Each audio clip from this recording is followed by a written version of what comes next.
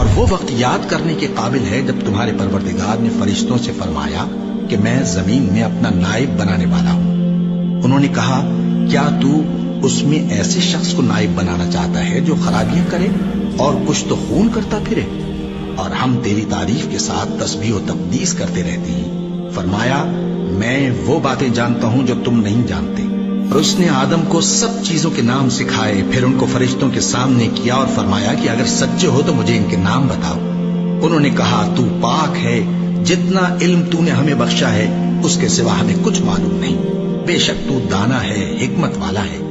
تب اللہ نے آدم کو حکم دیا کہ آدم تم ان کو ان چیزوں کے نام بتاؤ۔ سو جب انہوں نے ان کو ان کے نام بتائے تو فرشتوں سے فرمایا کیا میں نے تم سے نہیں کہا تھا کہ میں آسمانوں اور زمین کی سب پوشیدہ باتیں جانتا ہوں، اور جو تم ظاہر کرتے ہو اور جو پوشیدہ کرتے ہو سب مجھ کو معلوم ہے۔ اور ہم ہی نے تم کو ابتدا میں مٹی سے پیدا کیا، پھر تمہاری شکل و صورت بنائی، پھر فرشتوں کو حکم دیا کہ آدم کے آگے سجدہ کرو، تو سب نے سجدہ کیا لیکن ابلیس کہ وہ سجدہ کرنے والوں میں شامل نہ ہوا۔ اللہ نے فرمایا جب میں نے تجھ کو بھی حکم دیا تھا تو کس چیز نے تجھے سجدہ کرنے سے باز رکھا؟ اس نے کہا کہ میں اس سے افضل ہوں، مجھے تو نے آگ سے پیدا کیا ہے اور اسے مٹی سے بنایا ہے۔ فرمایا تو بہشت سے اتر جا، تجھے شایع نہیں کہ یہاں تکبر کرے، بس نکل جا کہ تو ذلیل لوگوں میں سے ہے۔ اس نے کہا کہ مجھے اس دن تک مہلت عطا فرما جس دن لوگ قبروں سے اٹھائے جائیں گے۔ فرمایا اچھا تجھ کو مہلت دی جاتی ہے۔ بولا کہ مجھے تو نے گمراہ کیا ہی ہے، میں بھی تیرے سیدھے رستے پر ان کو گمراہ کرنے کے لیے بیٹھوں گا، پھر ان کے آگے سے اور پیچھے سے اور دائیں سے اور بائیں سے غرض ہر طرف سے آؤں گا، اور تو ان میں اکثر کو شکر گزار نہیں پائے گا۔ اللہ نے فرمایا نکل جا یہاں سے پاجی مردود، جو لوگ ان میں سے تیری پیروی کریں گے میں ان کو اور تجھ کو جہنم میں ڈال کر تم سب سے جہنم کو بھر دوں گا۔ اور اے آدم تم اور تمہاری بیوی بہشت میں رہو سہو، اور جہاں سے چاہو اور جو چاہو نوش جان کرو، مگر اس درخت کے پاس نہ جانا ورنہ گناہگار ہو جاؤ گے۔ تو شیطان دونوں کو بہکانے لگا تاکہ ان کی شرم گاہیں جو ان سے پوشیدہ تھیں ان پر کھول دے، اور کہنے لگا کہ تم کو تمہارے پروردگار نے اس درخت سے صرف اس لیے منع کیا ہے کہ تم فرشتے نہ بن جاؤ یا ہمیشہ جیتے نہ رہو۔ اور ان سے قسم کھا کر کہا کہ میں تو تمہارا خیر خواہ ہوں۔ غرض مردود نے دھوکہ دے کر ان کو معصیت کی طرف کھینچ ہی لیا۔ سو جب انہوں نے اس درخت کے پھل کو کھا لیا تو ان کی شرم گاہیں کھل گئیں، اور وہ بہشت کے درختوں کے پتے توڑ توڑ کر اپنے اوپر چپکانے اور سطر چھپانے لگے۔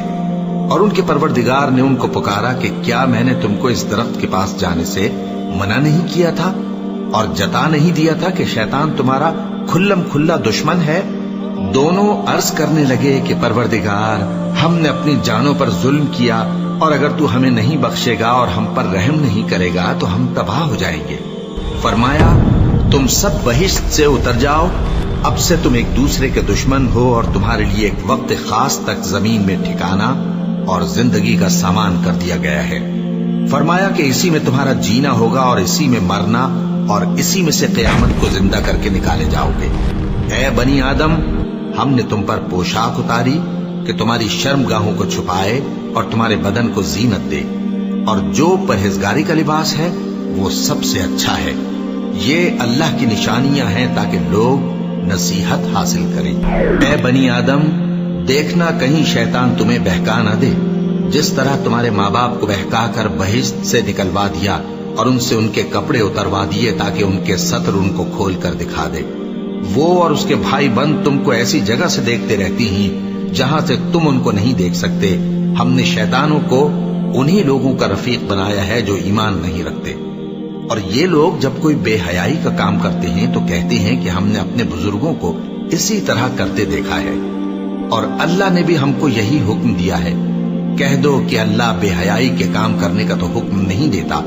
کیا تم اللہ کی نسبت ایسی بات کہتے ہو جس کا تمہیں علم نہیں؟ کہہ دو کہ میرے پروردگار نے تو انصاف کرنے کا حکم دیا ہے، اور یہ کہ ہر نماز کے وقت سیدھا قبلے کی طرف رخ کیا کرو اور صرف اسی کی عبادت کرو اور اسی کو پکارو۔